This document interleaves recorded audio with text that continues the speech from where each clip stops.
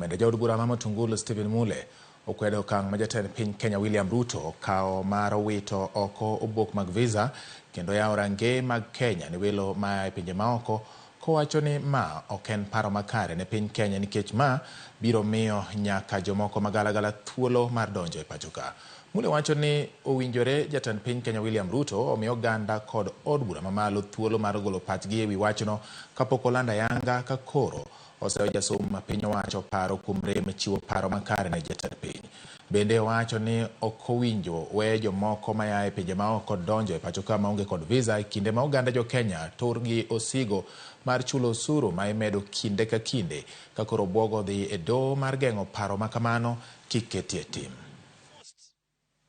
Deplorable country in the world cannot announce a free visa entry. Even the superpower countries globally, talk of the US, talk of UK, talk of Germany, cannot allow any Tom and Dick and Harry to walk into their countries before they are granted a visa and they are given an authority.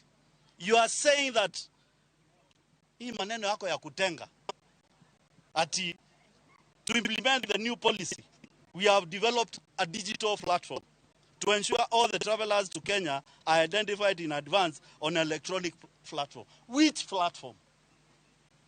Yani umezoea kudanganya wa Kenya mpaka unawadanganya siku kama ya leo muhimu.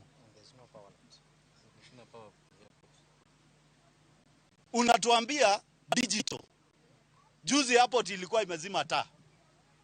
Kama ni wakora wanataka kuja hii Kenya hii, wakuje tu. Mr. President, please, if you have lacked ideas of running the country, you better resign and leave Kenyans to choose a president who can take them far. You have gone too far.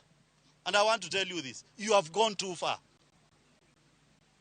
This is completely unacceptable to all Kenyans.